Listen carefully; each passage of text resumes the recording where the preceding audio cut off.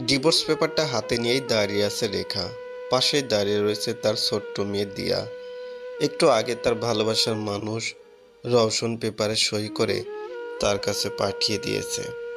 অবশ্য রেখাও সই করেছে সেখানে। মা, ও মা, বাবা তোমাকে ওই বাড়িতে আর যেতে দেয় না কেন মা? ছোট্ট মেয়ের প্রশ্নটা যেন হৃদয়ের গভীরে তীরের ফলার মতো বিঁধে গেল। চোখ দিয়ে অজান্তে কয়েক ফোঁটা পানি গড়িয়ে পড়তেই মেয়েটাকে শক্ত করে জড়িয়ে ধরল রেখা। নিজেকে আর সামলাতে পারেনি সে। কাঁদতে থাকে মেয়েকে নিজের বুকে আগলে রেখেই।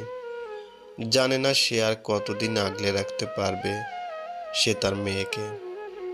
তার একমাত্র ভালোবাসার মানুষ যে কোনো মুহূর্তে মেয়ের দাবি নিয়ে চলে আসবে তার কাছে। তখন সে কি করবে? মেয়েকে ছাড়া এই জীবনে সে একা করবেটা কি? তখন মৃত্যু ছাড়া আর কোনো পথ থাকবে না তার। কিন্তু সে হারাতে চায় না তার মেয়েকে। শরীরে ক্যান্সারের মতো মরণ ব্যাধি নিয়েও সে তার মেয়েকে শেষ নিঃশ্বাস পর্যন্ত আগলে রাখতে চায়। আর না, মনে মনে কথাটা বলেই উঠে দাঁড়ালো রেখা। চোখ মুখ মুছে ছোট্ট দিয়াকে কোলে তুলে নিয়ে হাঁটা শুরু কিরূপ নিজের বাড়ির দিকে।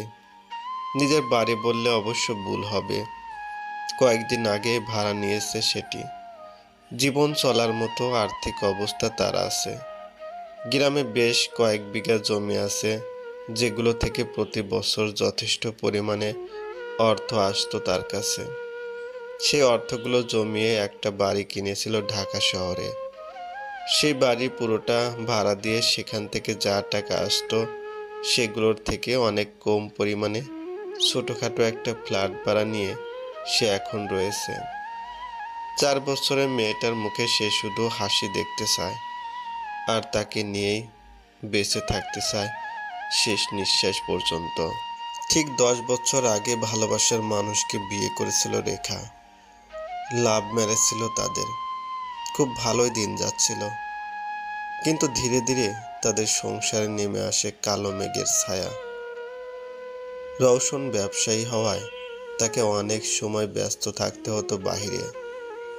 ঘরে খুব কম সময় দিতে পারত সে। যদিও সে খুব করে চাইতো রেখার সাথে যত বেশি সময় কাটাতে, কিন্তু পেটও তো চালাতে হবে। তাই বাধ্য হয়ে তাকে বাহিরেই থাকতে হতো। এইসব কিছু দেখে রেখা মুখে কিছু না বললেও মনে মনে খুব আঘাত পেত। একটা নতুন বিবাহিতা মেয়ে স্বামী ছাড়া কি করে থাকবে একা একা? একটা একাকী তাকে গ্রাস করত।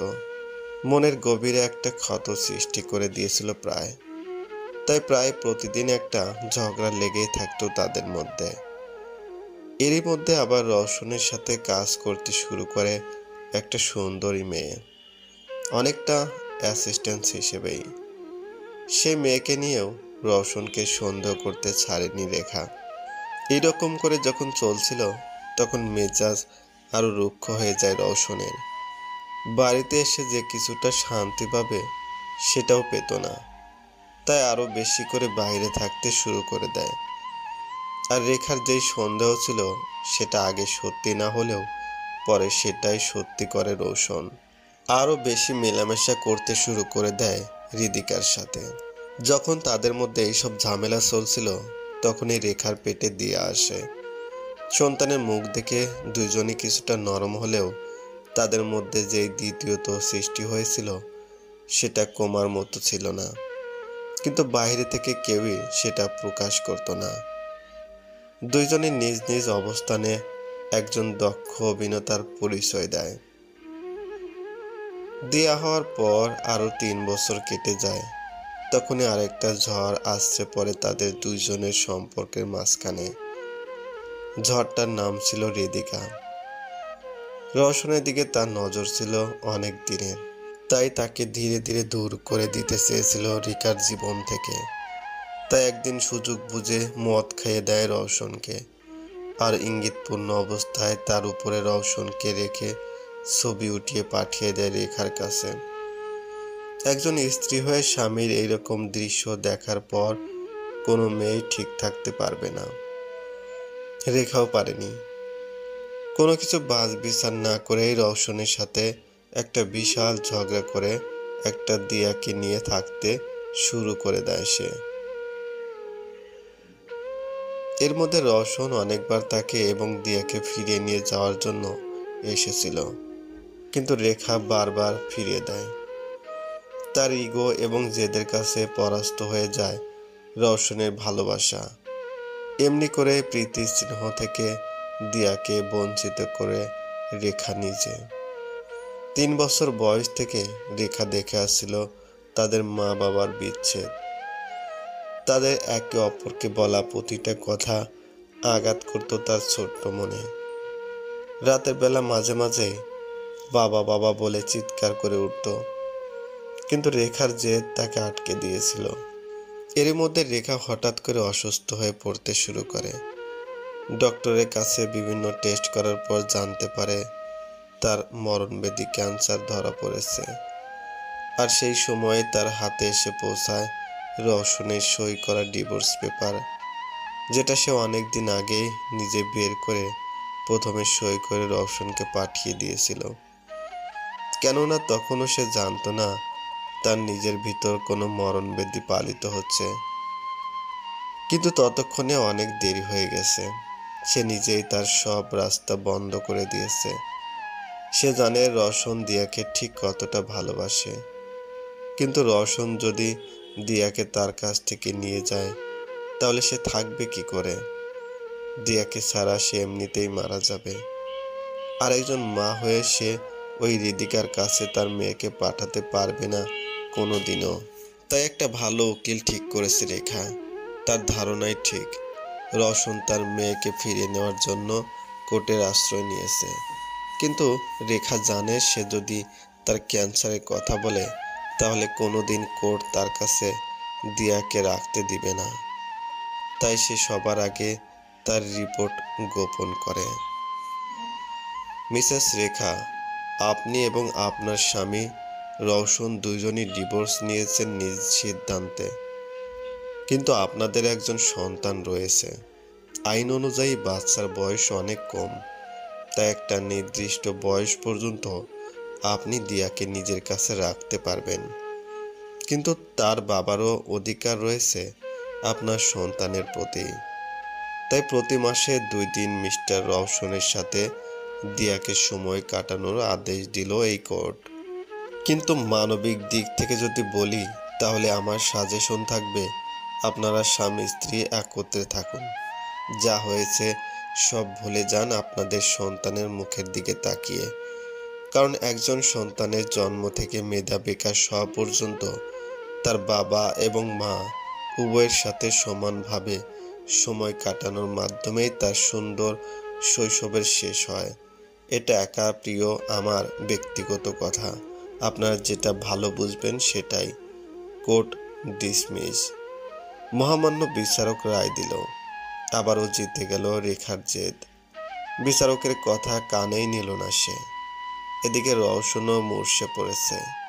সে তার ভুল বুঝতে পেরেছে, কিন্তু কোনো উপায় নেই আর। তাই বাধ্য হয়ে সে আদালত থেকে বের হয়ে এগিয়ে যেতে থাকে তার গাড়ির দিকে। পাশে রয়েছে হৃদিকা। এমন সময় বাবা বাবা দূর থেকে চিৎকার ভেসে আসে রওশনের কানে।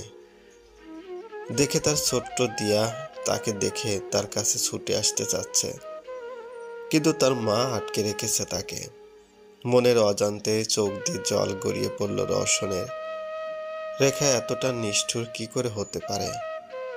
মনে মনে বলল সে, আমি তোমাদের দুজনের সাথে থাকব, তোমাদের দুজনের সাথেই থাকবো আমি। কই নিয়ে যাচ্ছ আমাকে মা? ওই দেখো বাবা ওখানে। চলো না মা, বাবার সাথে আমরা সবাই মিলে থাকবো। কাঁদতে কাঁদতে আবারও কথাগুলো বলল ছোট্ট দিয়া।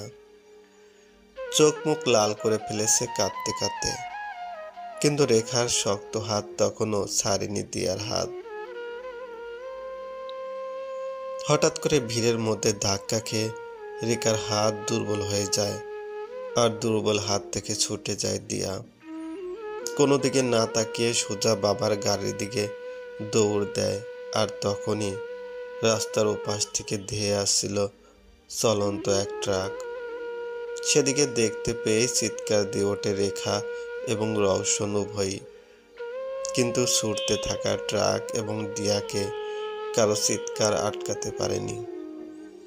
সশব্দে দিয়াকে ধাক্কা দিল ট্রাকটা। ছুটতে থাকা ট্রাকের ধাক্কায় কয়েক হাত দূরে ছিটকে চলে যায় দিয়ার ছোট্ট শরীরটা। একটা চিৎকার পর্যন্ত দেওয়ার সময় সে পায়নি।